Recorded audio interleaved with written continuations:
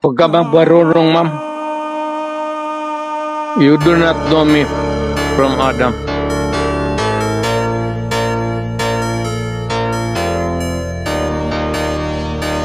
Nalaman natin meron talagang reward system at merong pinanggagalingan yung pondo para dun sa reward system.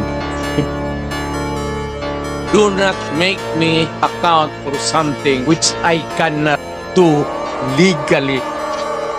That is not allowed by law. You are asking as if you are from the COA. Kailangan mo ng report, so you have to bring the papers. Ano? Hindi naman ako COA. Ako po kasi nagtatanong dahil ako po ay pinapapatay ni dating Pangulong Duterte. Eh, kung pinapatay kita, bakit buhay ka pa ngayon?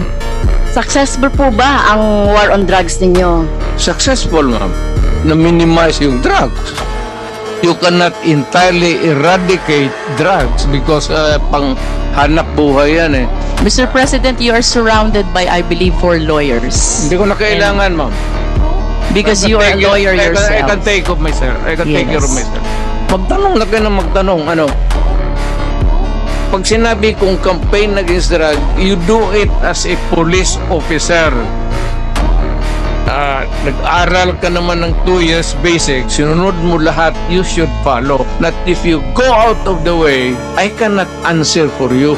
Where do you draw the line of your responsibility in this war on drugs? Because guilt is personal. Yes, it's very personal. You're a lawyer? Yes, Mr. President. I will talk slower. Panyero, you talk slower. Okay. Mr. Maybe maganda ka ang English mo, pero fortunately, hindi naiintindihan.